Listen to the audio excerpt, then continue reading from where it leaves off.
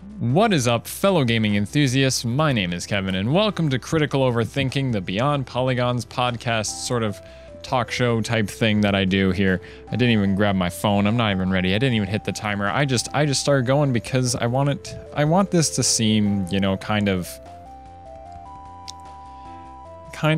want it to be just down to earth and me being me, and I'm trying to see if I can make something of that, you know? Anyway, so first and foremost, we gotta go over to my podcast plans. I have like a little section on these notes. All right, so first and foremost, welcome. This is episode, I believe, 004, number 004, I think. And if so, this video should be coming out on June 30th, which is the day before Canada Day. Canada Day, which is the day that Canada became a country, which is the country that I live in.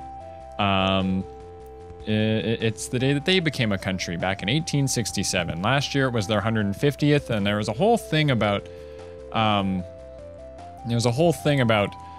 the shirts or the branding and whatever that they did for it. Like they made all these new flags, and the maple leaf looked all weird. Kind of looked like it kind of looked like an Olympic flag, sort of, like, because it was like the maple leaf was a bunch of different colors. I'm gonna put a picture on it around here somewhere, But yeah, and it was just like, it wasn't the Canadian flag, and people were kind of upset about that. But then people found some old pictures from 50 years prior, when it was the 100th year anniversary, and they were doing different stuff. But anyway, yeah, tomorrow's Canada Day, so to all my fellow Canadians out there, happy Canada Day. Don't get too drunk, don't get too stoned, because legal marijuana is happening in Canada soon too. I won't talk too much about that because I'm going to get demonetized with that one. But speaking of which, I will say, I was working on a video about pro wrestling. And I've been having a hard time editing it. I don't think it's bad. It's just like a creative block, because I look at it and I go like, it's rough. And I feel like I can save it in the editing and maybe like record a few more things, but it's going to be a lot of work. But I feel like I can do it. I feel like it would be an interesting video once it gets put all together, because it's not like it's a timely thing. And I was thinking, because tomorrow is Canada Day, I'm recording this on Thursday as well, the Thursday before, so it's only like 4 days before Canada Day. I'm just thinking, you know what? Because I have both the next 2 days off, I'm going to make a Canada Day specific video, because I got an idea for one. It's going to be another Canadian things episode. And I just remembered, because I was trying to think of like other Canadian things I could talk about, and a lot of them were YTV specific, but then I was trying to think beyond that. And there's another show that I definitely watched a lot as a kid, and I definitely think it'll fit. It'll be good. I just think there'll be some great jokes. I think it really fits the nostalgic 90s Canadian stuff. And it also has like a lot of interesting, you know, there's some interesting characters in the show that it's one of them. I just want to make a good joke about it, and it's, speaking of getting demonetized, that's all I'm going to say. That's all I'm going to give it away. It's just a funny joke, in my mind at least. It's not. You know what? I shouldn't sell it as like this is going to be the best joke ever, but it crossed my mind. I'm like, that. You know what? It is a very. I'm overthinking it, and it's the point of the show, right? It's the point of the show. Anyway, so let's read the questions from last week's video, because that's what we do. We're gonna do that first before I get too sidetracked, because I noticed in last week's episode, like I was all over the place, and that's not fun, because I'd like editing it, like I was just like, oh man, this one's rough. Like I don't even know what I was thinking. Where are my videos? How do I? Because I'm logged into my other account on my phone. I can still find it. Should I delete those old videos, like the older videos on this channel? Because like when you type in Beyond Polygons, they're the first result, and I'm like, Anyway, well, that's a question to the fans. If anyone wants to answer that one. Anyway, 3 comments last week. I mean, I'm just gonna read them.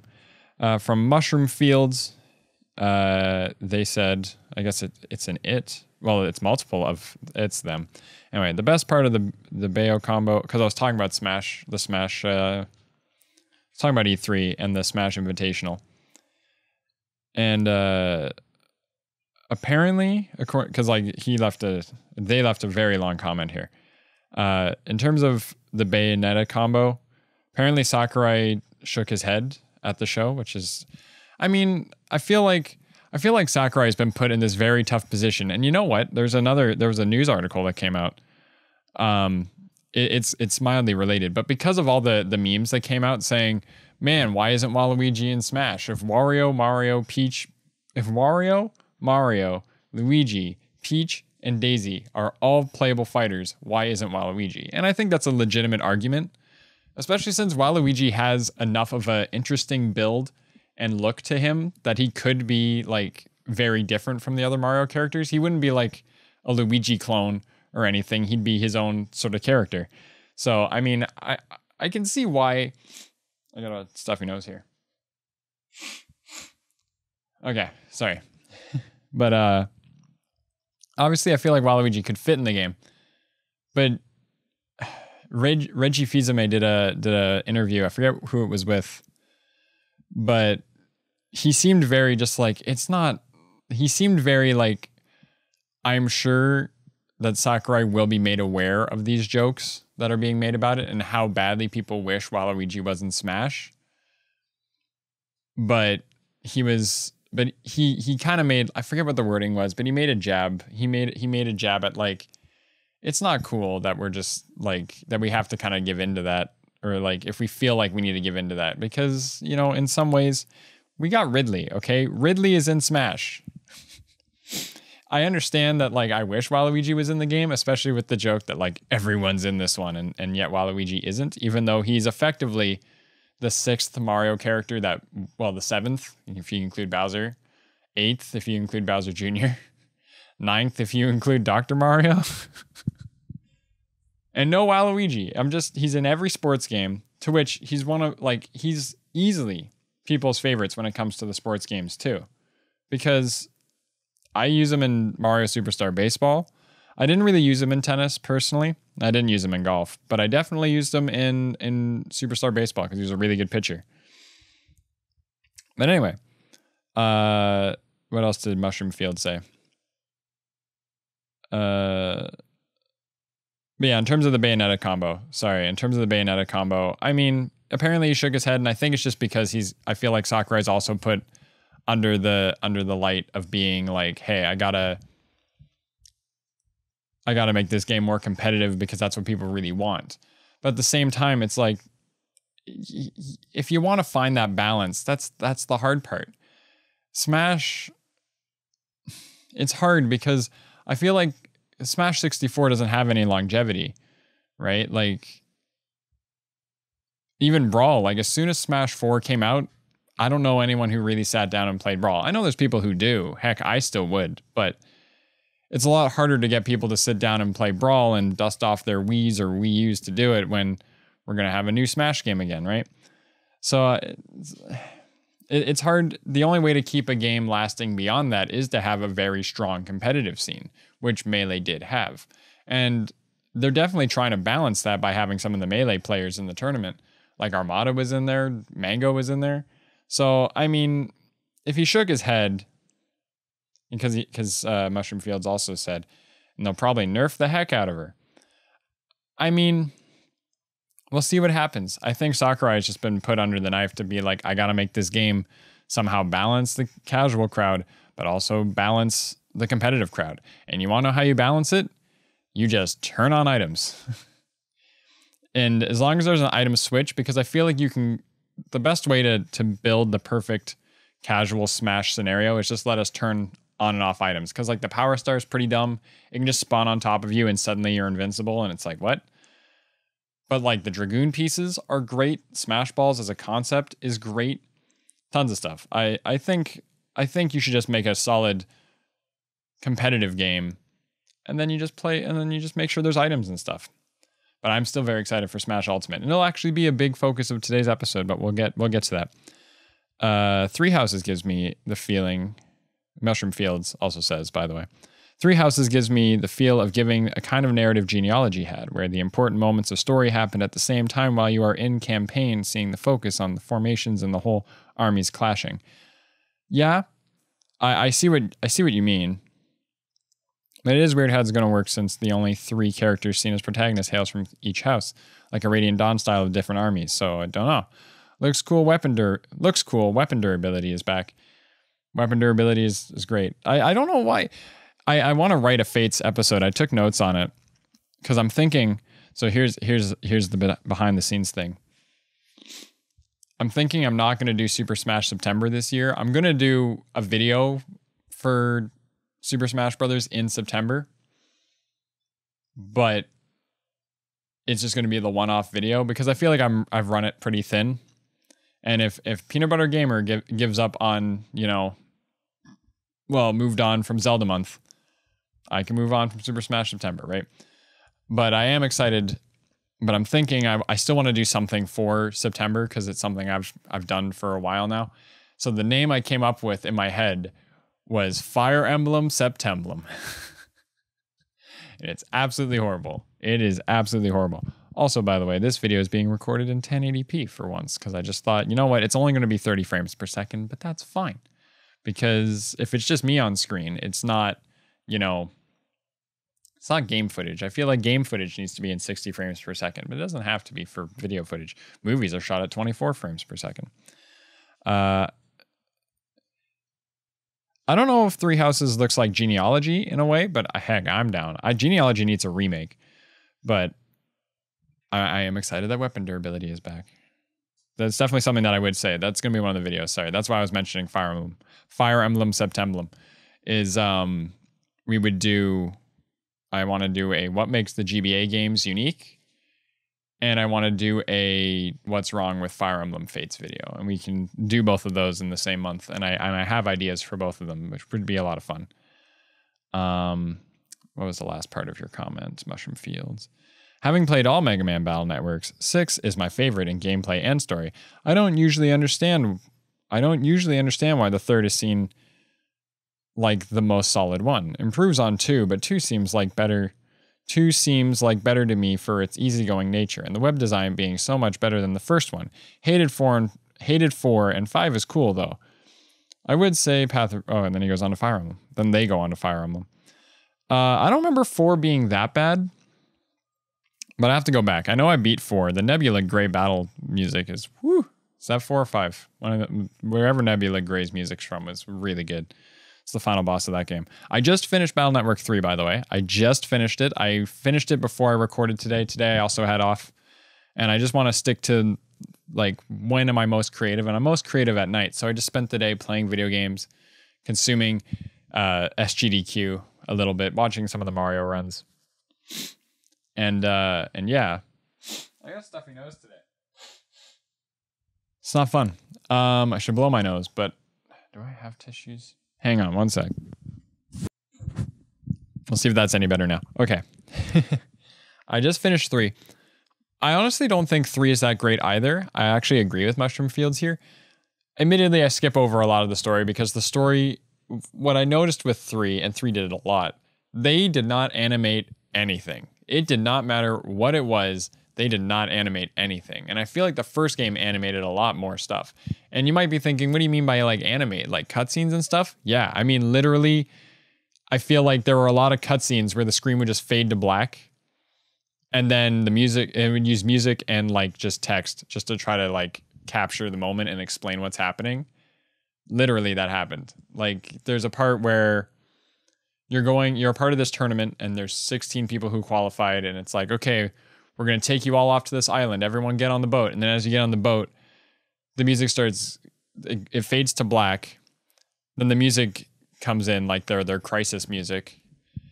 And they start going, whoa, what's going on? Whoa, we're being woken up in the middle of the night. Whoa, we're going to crash. Whoa. And then it's saying things like that, but there's no voice acting. It's a Game Boy Advance game. It's all text and the music's all loud. And that's how they explained it. Yet in Battle Network 1, I think back to the Color Man segment when you go into the city and all the traffic lights aren't working and you see the truck come through every once in a while, or the bus rather. I felt like that was, animated, and I knew that, and it was good. And like Battle Network 3 wasn't bad. It's because it's the first one that has the Navi customizer, which I think is a big deal. Once that got introduced, I feel like the game really started balancing, how you can kind of mold Mega Man into the kind of Navi you want him to be. You can get the different styles a lot easier. I used a Heat custom style for all of it. It was a great, at the end, because I leveled it up all the way, I got an Electric Guts style afterwards. And Electric Guts style, not as great, but definitely helped with the base fight, which is the second to last boss, because they always do the double final boss thing. They do the back-to-back final boss fights, which I always thought was like such a cheesy video game thing to cheesy RPG thing to do, rather. But yeah, I don't think 3 was bad. I'm probably going to play 4. I'm going to finish this run of Sacred Stones if it kills me. I'm going to do that first. We're going to finish that, or rather get caught back up, finish that chapter that I was on so I can play that with my friend again. And then I'll probably move on to Battle Network 4. I'm pretty sure it's Blue Moon. I have Blue Moon, I believe, now. And I've now officially beaten every Battle Network game. I hadn't beaten 3 before because I got right up to Alpha and then I returned it. Here's the final boss. But yeah, now I finally did it. Even in terms of other things they didn't animate in that game, I just remembered Beastman's friggin' net navigator. The guy who controls Beastman. Like, I think you see his sprite on screen like 4 times the entire game. Like, you don't even talk to him beforehand. You run into Beastman and then you see the guy's face in the screen and you're like, oh, who are you? And you're just like, what? Anyway, I feel like visually that game really went downhill, and I feel like 4 and 5 do a way better job of that. Even 4, 5, and 6 do a way better job of like visually telling the story. But I have to go back. I have to remember them all again. I have to replay them. But it was a good game. I enjoyed it. The story isn't bad. It's the same sort of thing. We're chasing down all these things. But I do love the world. I do love the world of Mega Man Battle Network. I like how Dr. Wily is portrayed in it. It's just a great game. Anyway, great series. And I think the last thing Mushroom Field says here is, I would say Fire Emblem Path of Radiance is similar to Sacred Stones in gameplay, but, well, I disagree with that. There's no map screen, and I feel like that's a big part of it. But easily recommend the hard difficulty to start it, since it's not too hard and gives a true finale to someone that has played FE before. The graphics are nothing compared to the charismatic sprites and animation GBA like I was talking about. I'll wait till you share your opinions on Radiant Dawn, because I really don't understand why it isn't mentioned that much in the forums. Or it's just obviously obviated. I'm not sure. Is that a word? I'll look that up later. With gameplay all over the place. And it's true. That's pretty much all I know about Radiant Dawn, is that gameplay is all over the place. And I'm worried that I'm not going to like it, because I didn't like it when I played it as a kid. But we'll see what happens. But thank you for the comment. Laughing Yao owns Crying Jordan. That's your name. Man, they got to shorten these usernames again. Also commented and said, you should definitely play Radiant Dawn. It's a mixed bag, but I feel like overall the good stuff outweighs the bad. Be sure not to binge it and burn out like I did, though. The game is basically 4 shorter FE games in one, much like how Genealogy is 2 games in one. I can see that. I just want to make sure I beat Path of Radiance first so I can, port my characters over, because that's part of the gameplay. And then Orenji Kage says, I would say the weight and feel of Smash Ultimate is different than Smash 4, and it is. I know it is.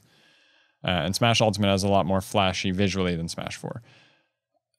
Yeah, no, it totally does.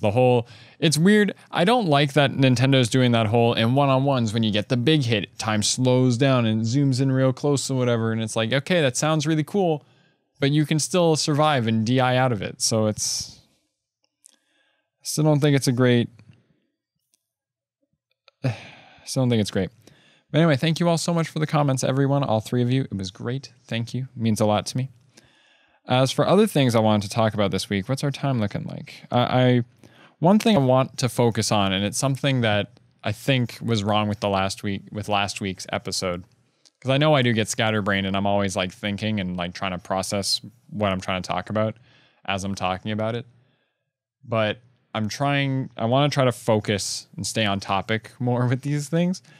So luckily when I'm answering comments, hopefully that gives me some leeway to kind of go everywhere.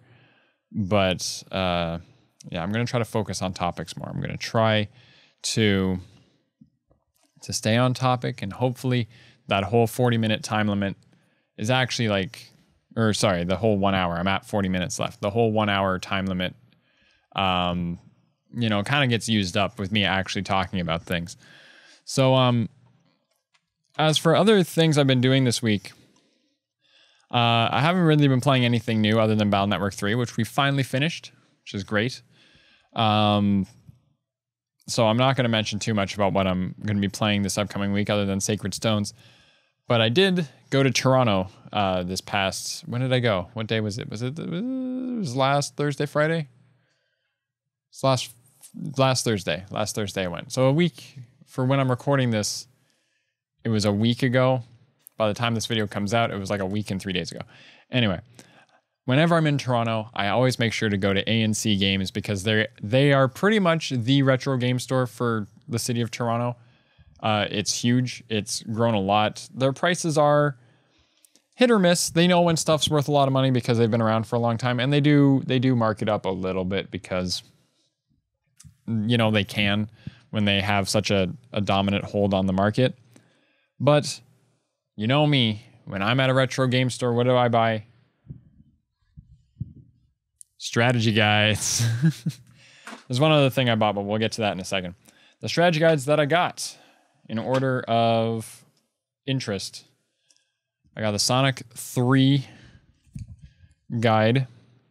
So Sonic the Hedgehog 3. It's just Sonic 3. It's not Sonic 3 and Knuckles, which I thought was interesting. It's not Sonic 3 and Knuckles. It's just Sonic 3. It's the official supersonic tips for Sega Maniacs. What does the back say? Covers 1 and 2 player game. Sega Genesis and Sega CD version. Wait, what? Is there a Sega CD version of Sonic the Hedgehog 3? I don't know that. Battle Badniks at every turn to stop Robotnik. Dodge the misguided Knuckles. Impress your friends with secret codes and tricks. Annihilate Dr. Robotnik's new Badniks. More than 25 of them. Pulverize Dr. Robotnik and his Death Egg. Blast your way through 6 supersonic zones. Race and turn through the special stage to collect the Chaos Emeralds. Earn extra gold rings, potent 1-ups, and effective power-ups. Also, it does include Game Genie codes, which is interesting. But the brand that made this is Brady Games, which means it's gonna suck. I've read through so many strategy guides over the years, and needless to say, I've learned that Brady Games suck. Like they serve their purpose. They serve their purpose. They explain the game. My friends were playing through Final Fantasy X, and they had the Final Fantasy X guide is a Brady Games guide as well. And that one's not that bad. But you can see like missed opportunities and like how very cut and paste all the pages are and everything. So yeah, but I mean, you know what? I collect them just to collect them. The sad thing is that they printed on it, like that's the only $9.95 right there was printed on it from beforehand, and then they priced it at $14.99, which is Canadian. I understand there's like a conversion thing going on in there, but still. The other one I got, and this is a game that I do need to finish as well, because I was streaming it for a bit, and I have played more since, but I got to finish this game, and I will finish this game. It is Super Paper Mario, the Super Paper Mario strategy guide. We're gonna get through it. We're gonna finish this game. I like having the strategy guide; helps me finish things. But I'm gonna read the back of all these because I might as well. Mario's peculiar paper partnership. Expert strategies reduce all monsters to mere paper tigers. What? Expert strategies reduce all monsters to mere paper tigers. What does that mean? Paper tiger. Is there something in the game that I don't know? When did I turn things into paper tigers? That's what it says. It's just weird. X marks the spot with 48 treasure map locations revealed. Treasure maps, I'm guessing, are the big collectible in the game. I haven't found any of them yet, so I mean, I guess I need this book. Full recipe lists for cooking up the best items. Always my favorite thing, because if it wasn't that, we use Game FAQs. Shout out to Game FAQs, by the way, for helping me out with my Mega Man Battle Network playthrough. Helped me a lot with that one. It's funny, when you type in Mega Man Battle Network into Google, like, Battle Network 3 specifically, you get the top result is like the Wikipedia article followed by a Wikia page and then the game FAQs page, which I always found interesting. You can tell certain games were around at that perfect era for game FAQs, and it really was like the GameCube PS2 era, because like Sonic Adventure 2 Battle is probably one of the most, it's like people use game FAQs like crazy to learn all that Chow stuff. Anyway, to finish reading this, complete your 256 card collection with our tips. Sure. And but it uses pixel like from the game without the E, because that's what they're called, pixels, Mario's companions in this game. Pixel perfect tips for making the most of these new companions. Sure, cool. This one's a Prima guide. Prima, better visually, generally better than Brady, but not by much. So we've got that one as well. That one looks nice. I like Nintendo ones the most, probably. Nintendo Power official strategy guides are the best, usually. Although that Donkey Kong 64 one is an ugly thing. Now, the last one we got here is interesting. Last one we got here is a 4-way one. It is the Prima's official strategy guide. 4 guides for the price of 1. Luigi's Mansion, Super Smash Bros. Melee, Wave Race, Blue Storm, and Pikmin. Effectively, the big 4 launch titles on the GameCube, even though Melee was in the window, but wasn't really a launch title. This used to sell for $19.95 Canadian, and I got it for $14.99. I got all of them for $14.99 is what they came to. Believe it or not. Literally everything I bought that day was $15. There's one more thing I bought, but anyway. This bag's not exciting at all. This bag's not exciting at all. Well, for the Luigi's Mansion section, it just says, all secret chambers ransacked. All 9 diamonds and 61 gold bars revealed. For Super Smash Bros. Melee, boss strategies galore. That's all it says. That's all it says. For Pikmin, it goes, effective strategies for using your Pikmin to build bridges, break down walls, collect spaceship parts, and defeat giant enemies, which effectively is just like effective strategies to play the game. And for Wave Race Blue Storm, it says detailed descriptions, maps, and strategies for all courses, and all secrets revealed. So, cool. I flipped through it briefly, and if there's one thing that I'm quite upset with, the Luigi's Mansion section has nothing in here on booze. And like that's like a big part of the game. That's like the main collectible. And I'm not sure if I'm missing it, but Mansion Area 1, Mansion Area 2, Mansion Area... Maps of the mansion? Does that point out where they are, maybe?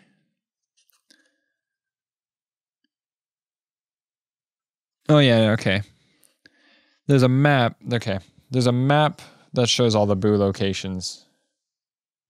That's about it. Also Prima, but I'm interested in this just because it's got 4 games in it. And I mean, like, hey, it's 4 games that Pikmin and Luigi's Mansion are games that, like, I've beaten both of them, but it'd be nice to kind of have the guide for. This is one of those interesting guides that I just find interesting. That was redundant, but yeah. But anyway, there was one game on that list that I had prior not owned for the GameCube, even though it is a launch title, and that is Wave Race Blue Storm. So I picked this one up as well. Also paid $14.99 for it. I'm not sure if it's good, bad, or what. I heard the original Wave Race was great. Also, I guess we'll go a little off topic here. I am curious to play this, but just to read the back. Storm warning, prepare for the wettest, wildest racing ever as Wave Race splashes onto the Nintendo GameCube. And it's got all the pictures and whatever on it. But right underneath that, you got avertissement de tempête. Oh man, that was probably horrible. Préparez-vous à la course la plus...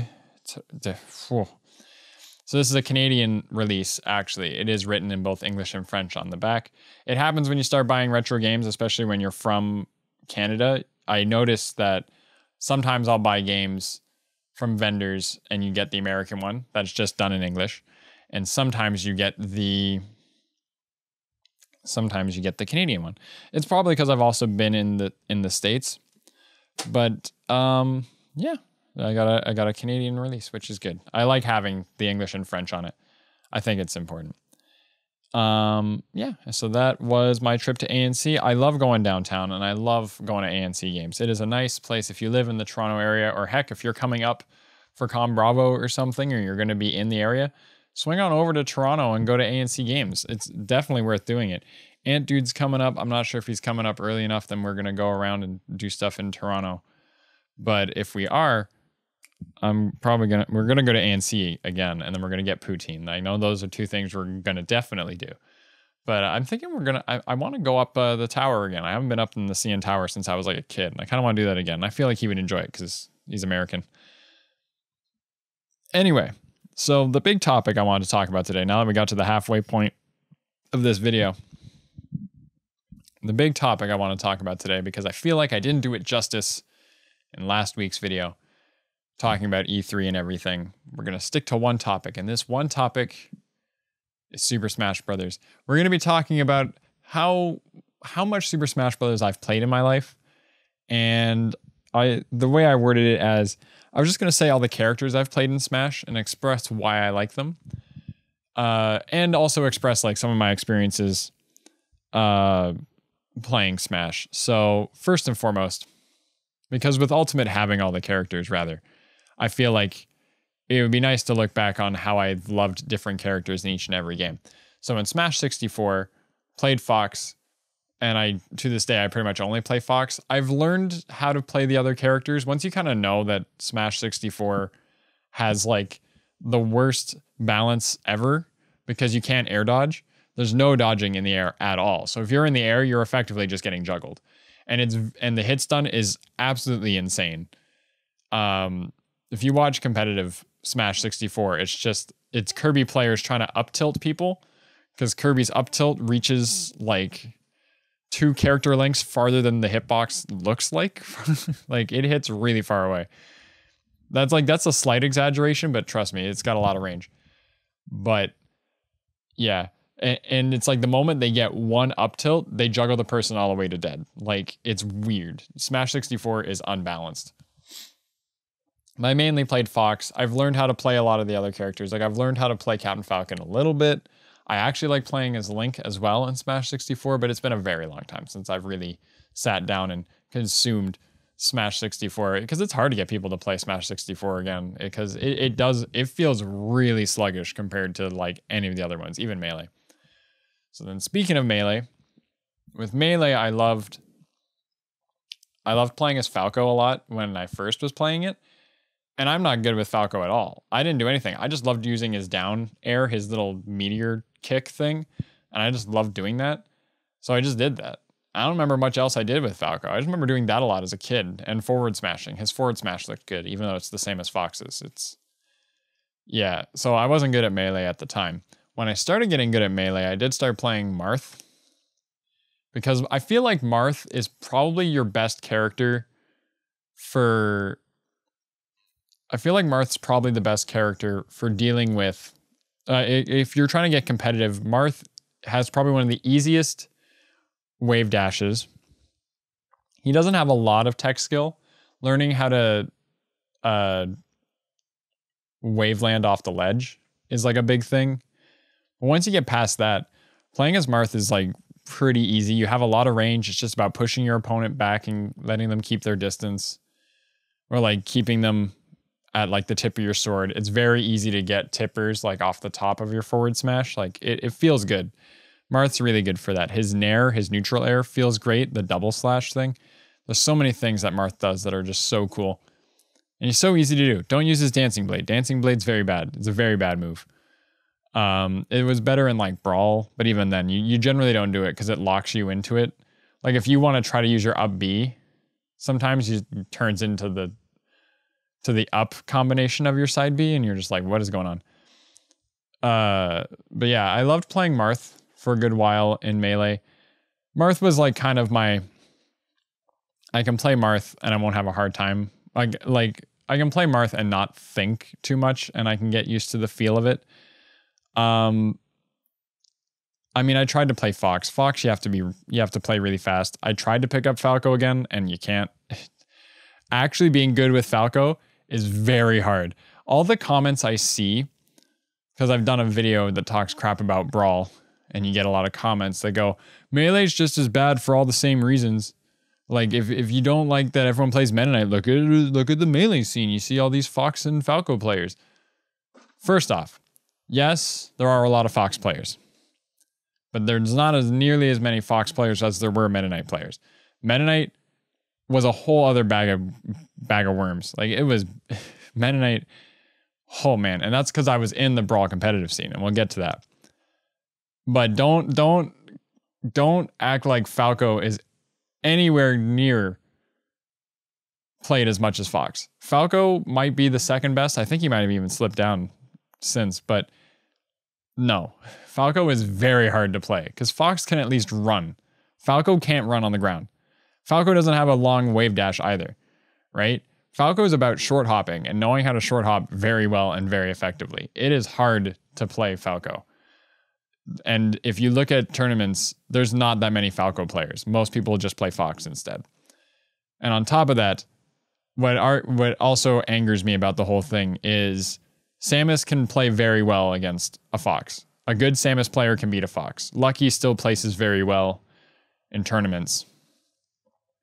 Is it Lucky? Am I thinking Lucky? Am I thinking the right guy? Pretty sure I'm thinking... No, Lucky plays Fox.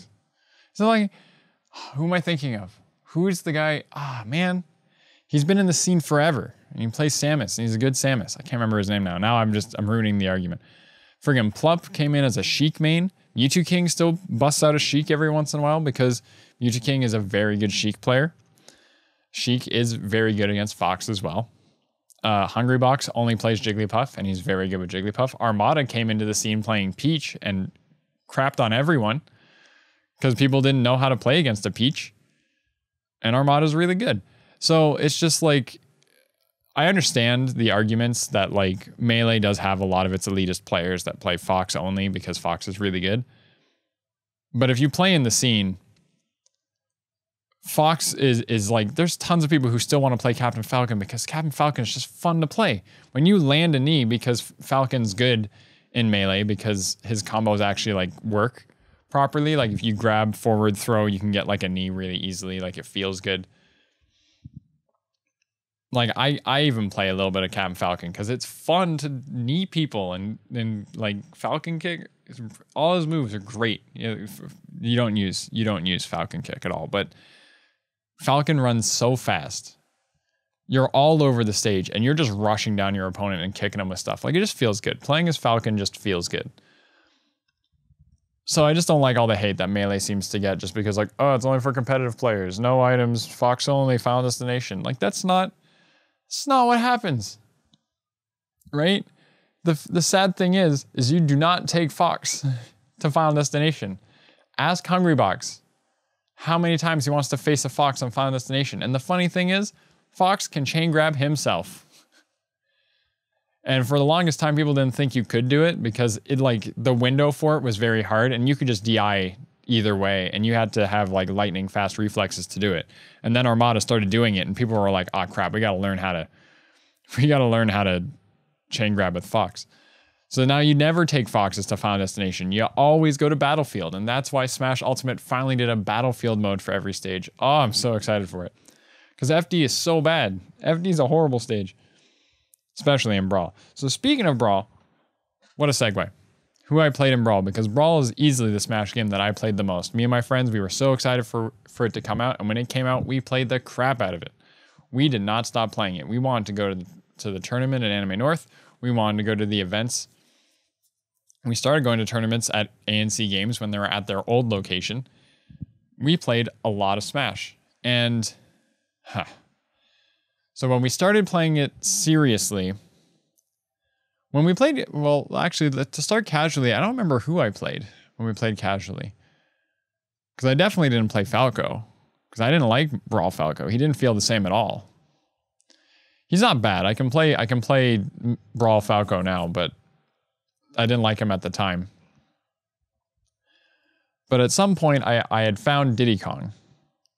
And I loved Diddy Kong. Diddy Kong has the right amount of, he's small, he's fast, but his attacks were very chunky. Like he didn't do the spinny kick move where it hits a lot of times. He didn't do moves like that. He wasn't the fast guy who got in a lot of hits. He was the little guy who packed a punch, right? His forward air was like a drop kick, and it looked great.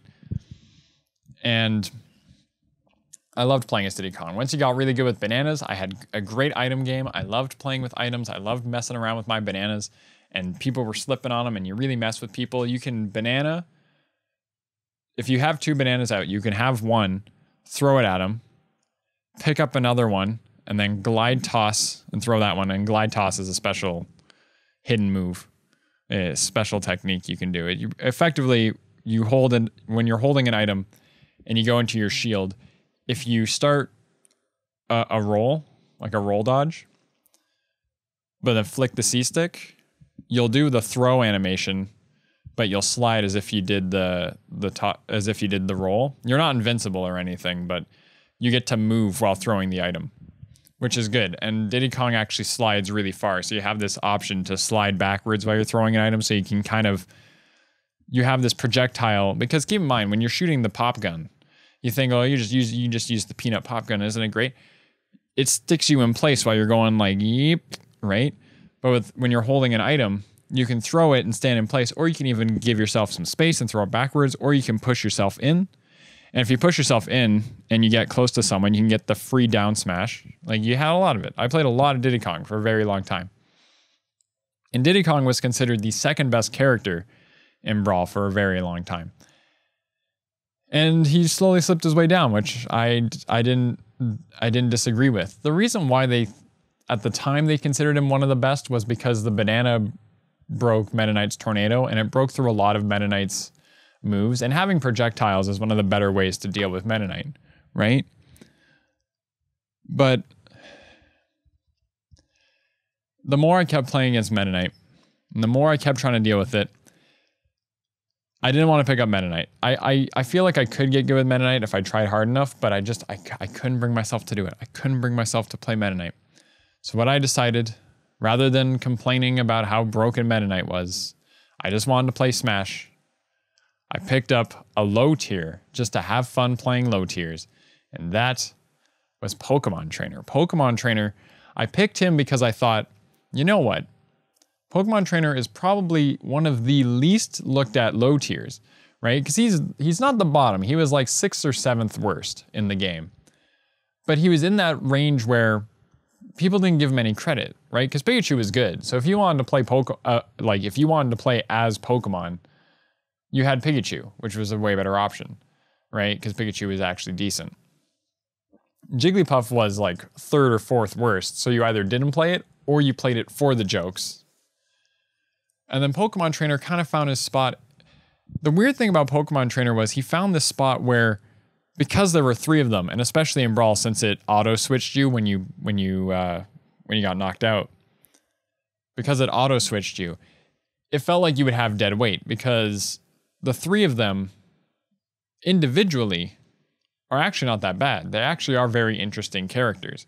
Squirtle was considered the best, and Squirtle, if he was on his own, people said he would be like C tier. Like, he'd be up there, like in the top half potentially, right? Upper mid card, if you will, upper mid tier. You'd be like the top end of mid tier. I don't want to give him like a high mid tier. Like, he's mid, but like he's in there. He's in the top half of mid tier, I would say. And then they said Charizard was just below that. It would be like just at mid tier, maybe a bit under.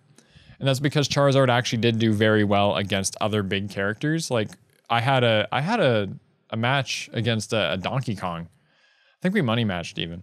Because there was a guy in our scene who played a lot of Donkey Kong.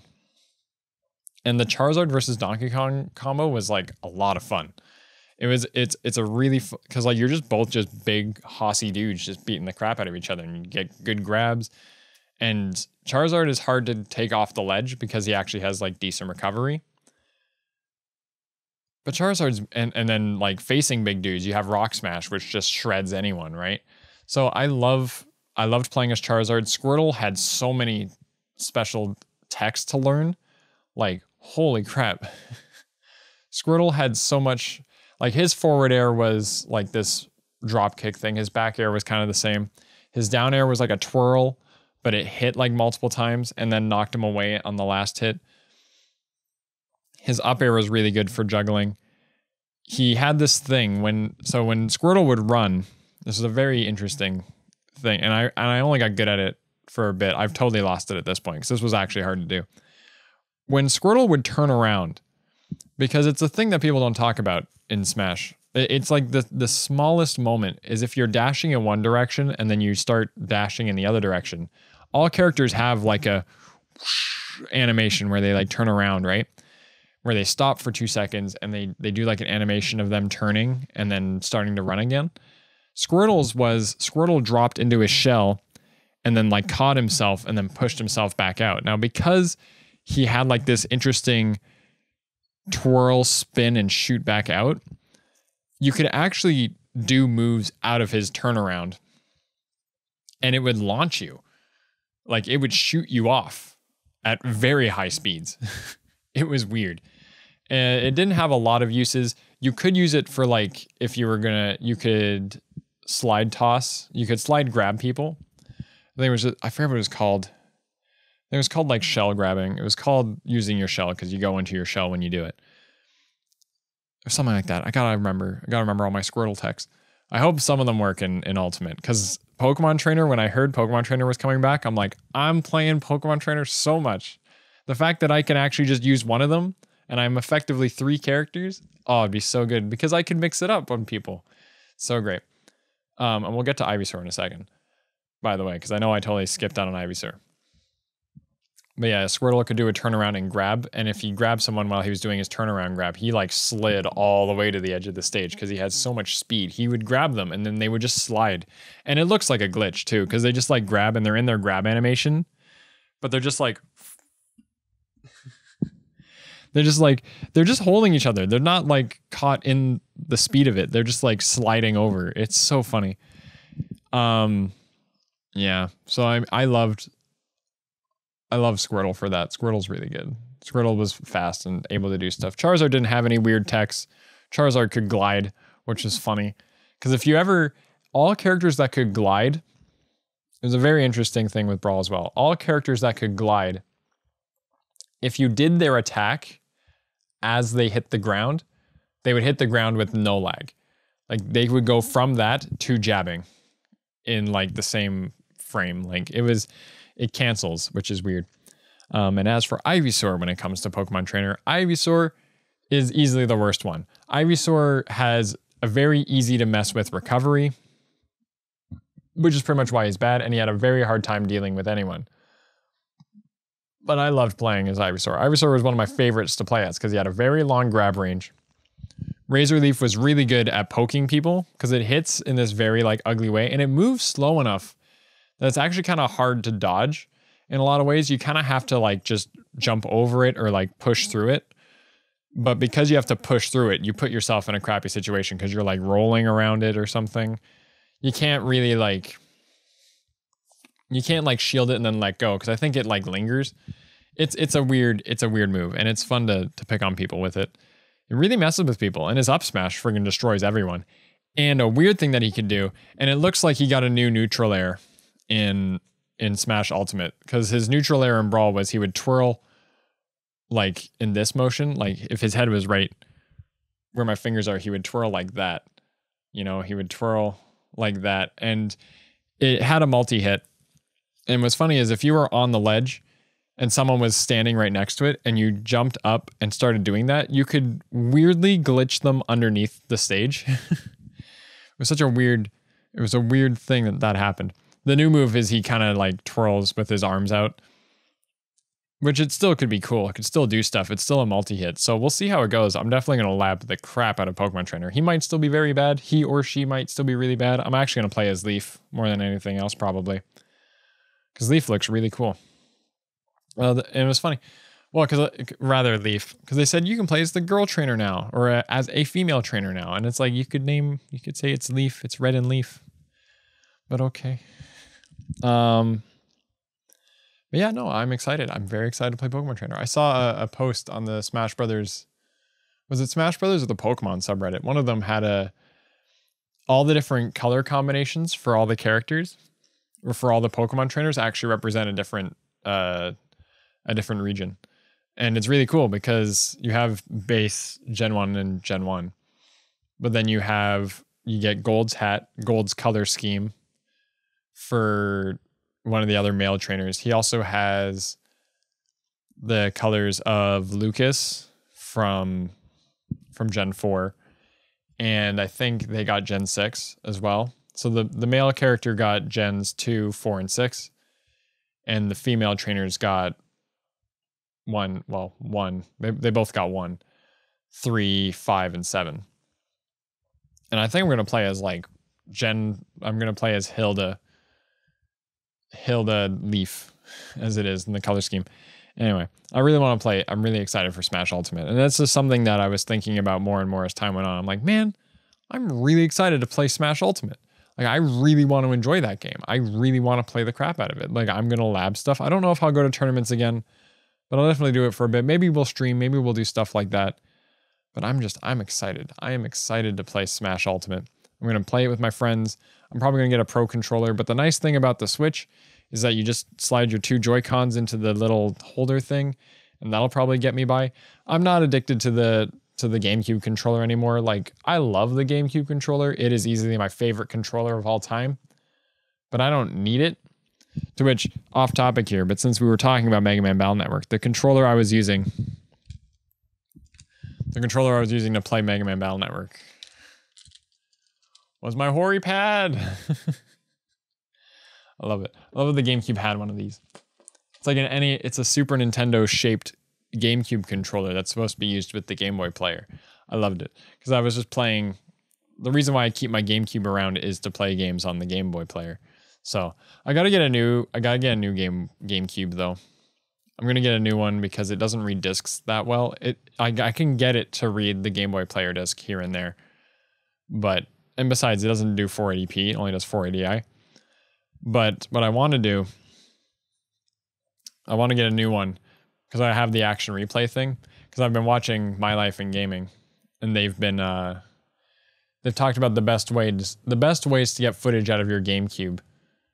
And yeah, it's better to use an action replay to use a different interface for the Game Boy player, because apparently the Game Boy player stock software is just crap. And the more I look at it, it's yeah, it is kind of blurry, and it is. So it's yeah.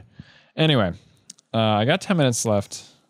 Oh, I wasn't even done with Smash 4. Who did I play in Smash 4? I started with Zero Suit Samus because I just it was such an easy, hey, you stun gun and then you can grab them, and then you down throw up air, and it works every time. So many characters. The problem with Smash 4 got the stigma as being down throw up air the game, because so many characters had a down throw up air combo that was pretty much guaranteed, such as Diddy Kong's hoo-ha.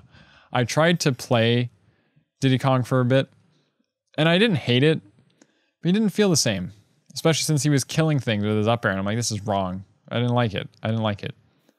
I probably could have gotten used to it, and heck, I've still done fairly well with Diddy Kong, but my top characters in Smash 4, because I didn't play competitively or anything, were Zero Suit, and Zero Suit was when I did play For Glory. I would go a lot of Zero Suit, but I loved playing as Dr. Mario. Dr. Mario is easily one of my favorites to play as because it's just, he's like a chunkier Mario. His back air hits a lot harder. His combos were a little bit more interesting, and I love that his forward air is like a knockback. It hits people so far, and it feels really good when you hit him with it. I also found some interesting combos with him, and what I liked about Dr. Mario is that I got used to his interesting timing, because he's a little bit heavier and slower than Mario. But you would down throw, and what you would do is instead of up airing, you would jump with them and see what they do. And if they didn't jump and they just tried to land, you get them with the first hit of your up air right as you're both going into the ground. So your move ends, but because of the way it hits them, they're just ready to get grabbed again. And it was at that moment I'm like, oh man, I'm getting that finesse with this character. So I love playing as Dr. Mario. I'm excited to play Dr. Mario in Smash 4 as well. It's interesting that he's got a spike now with his down air. I never used his down air, so it's like sweet. He's got a better down air now, which is good. Who else did I play? I also play a lot of Ike. I love playing as Ike. Ike just hits things so hard. I can play Ike in Brawl as well. But Ike in Smash 4 felt really nice because he moved a lot better than he did in Brawl. He felt really slow in Brawl, but he's nice and smooth in Smash 4. He's got a great his back air still there. His friggin' comes out on like frame 6 or something, back air. And it smacks things really good, and he can still destroy people, and you outrange people, and especially since Marth was really bad in Smash 4, it's good that that Ike was pretty good. So anyone else I played? I tried to get good with Mega Man for a bit in Smash 4, but I couldn't do it. I don't know. It's such a weird thing. I guess it just worked because we were always playing For Glory, so you had the flat stage, which is pretty much like the way you would want to play Mega Man is on a flat stage. So, yeah, that's what I did there. As for other characters I would like to play in Smash Ultimate, it's going to be Pokemon Trainer, Snake. I'm very excited to play Snake because something that I loved about Brawl was how, because the game was so slow, it was about just pushing people off stage and like having stage control, as we always would call it. And Snake was the master of that. And I'm hoping we can get that back. And hopefully he still has his up tilt that kills everything. So that's all I really want, is you would do the first hit of your forward tilt. Because his forward tilt, he does like a knee and then he smacks with both his hands. But if you just do the first part, which is the knee, and then you do your up tilt, which was like this friggin' split kick thing, and it kicks straight up in the air. But it would kill people at like 100 damage because Snake friggin' destroys people. So I'm excited to play Snake. I think Snake's gonna be fun to play as. And yeah. Who else was there? I mean, I'm gonna look at Diddy Kong because I feel like I have to, because I played Diddy for so long in Brawl. Dr. Mario for sure. That's about it for now. We'll see. We'll see when the game comes out, because I'll unlock people as I'm going, and if people feel a little bit different, we might enjoy someone a little bit more. Like, I might play a little bit of Ridley, but I don't really care about Ridley all that much. If they put Waluigi in the game, oh boy, am I playing him. But yeah, well, it comes down if he ever comes out. Do we have... Oh man, we're almost out of time. Oh geez. Oh geez. I'm not gonna stop it just yet. There's one final thing I want to talk about really quick. And when it comes, I'm gonna end it now because this is gonna be a longer-ish topic. I only had 2 minutes left on that timer, but I don't want it going off. But what I wanted to talk about is just creative blocks. Creative blocks have been hit me a little bit more with this recent video on wrestling, because what's going through my brain is this channel has always been about gaming. And now here I am doing all this other stuff. And I know it doesn't make the algorithm happy. I should just be making videos that I want to make, because I just want to make games. I just want to make videos that I would enjoy making. And a lot of the people that I'm enjoying to watch now are generally the people who put some sort of time and effort into their videos. I think back to, why did I like JonTron? Why did I like The Angry Video Game Nerd? It's because they were making videos that they wanted to make. And you can just go back and watch them again and again. So I'm thinking, because I'm trying to look at the stuff that really does inspire me. Talking about Canadian stuff is definitely cool, and I want to keep doing that. But I don't, like, how do I word it? One thing that's going through my mind is something that I really do want to do is, because I have a friend who plays guitar, and I actually used to play drums for, like, even before I started YouTube, I was playing drums. I want to get back to doing that because I love making music. Playing drums is a lot of fun, for me at least, because it's a lot of counting and it's something that comes so naturally to me. Just, I always had a sense of rhythm. So I really want to get a new drum set and start playing them again. Where I'm standing right now is where my drum set used to be, actually, in this room. But, you know, I sold them over the years because Dad was sick and we just got a new dog, and you know, the dog didn't mind too much with all the noise, But yeah, I don't want to. I didn't want to do that. So if I buy a new drum set, I'll buy an electric one, which would be cool because with an electric one, you can change the sounds of all the other individual ones. You can set it to like different kinds of drums, right?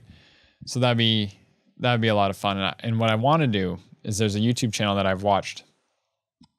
One of the first YouTube channels that I really enjoyed was this YouTuber. The channel was just called Vadrum, Vadrum. And it's this Italian guy. He's a drummer. And just look it up. Look up Super Mario Brothers drums or Super Mario Brothers drum cover or something. And it's this guy who just drums like this Super Mario Brothers medley. And he's got this huge kit. You can tell this guy plays a lot of progressive music because he does a lot of like Dream Theater covers as well. But he managed to come up with these really cool beats that really added so much to the simplicity of the Super Mario Brothers soundtrack, right? Or rather, like keep in mind, back when the NES came out, was it considered a soundtrack back then? I think it was considered something else. It was probably just like the noises in the background of that video game. But he added so much to it, especially since back on the NES, like they barely had anything short of like a glitchy sound that kind of sounded like a drum, right? But now that you add these like really clear drums to it, I want to do that again. I know the 8-bit drummer also does that. I have a bit of a different vision for how I want to do it. I like what 8-bit drummer does because he streams and he just kind of like drums along to a lot of music. But I want to write like medleys like Vadrum does and do it for a lot of other music because he really only did like Mario Brothers. But I want to cover like a lot of games. Because like whenever I'm playing any video game, I love just like thinking of the beat in my head of what it is. And because what I'm thinking and what I would love to do with that, I'm totally going down. This was supposed to be about creative blocks, but I'm just showing you how much I'm thinking about this drum thing. But I would love to play drums because in today's world where so much music is going electronic and drums are just kind of like you can just write them in a sequencer and it's pretty easy to figure out. Playing drums, keep in mind the drummer in a lot of bands, especially in like Rush, Dream Theater, mainly progressive bands. The drummer actually does a lot of the writing. The drummer is actually very pivotal to a lot of music writing and things like that because it is a big deal.